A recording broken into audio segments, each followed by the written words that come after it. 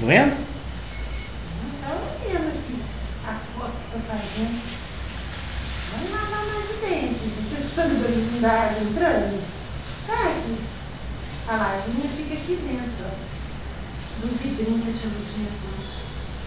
Essa pode me dar a espadinha vermelha. Demais. Olha aqui, vermelhinho agora. Cada hora a gente põe uma cor.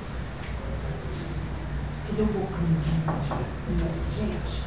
Olha o tamanho desse bocão. Super de parabéns.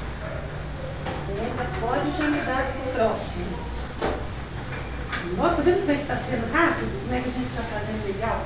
Agora, azul. O que você torce? Qual time que você torce? Você gosta? Hã? O azul? Cruzeiro?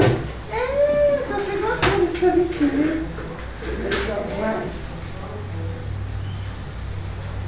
Você gosta até da cor do meu consultório, hein? Meu consultório também é azul. Pode me dar a outra, né? Agora a verdinha pode me dar mais pra gente lavar o dentinho.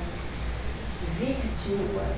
Nossa, tá faltando só azul. Ah, aquele bocão grandão. Olha, papai, tira a foto desse bocão grandão. É maravilha. O que tá de parabéns demais, gente? Não é igual o pai, não. Tá vendo isso? Gente, mas é tão engraçado, tem um tanto de pai que, quando vê assistindo assim o que a gente está fazendo, às vezes no final da consulta fala comigo assim, Lourdinha, você só atende criança? Ah, não, se eu tivesse sido atendida assim desde pequeno, não tinha esse problema, né?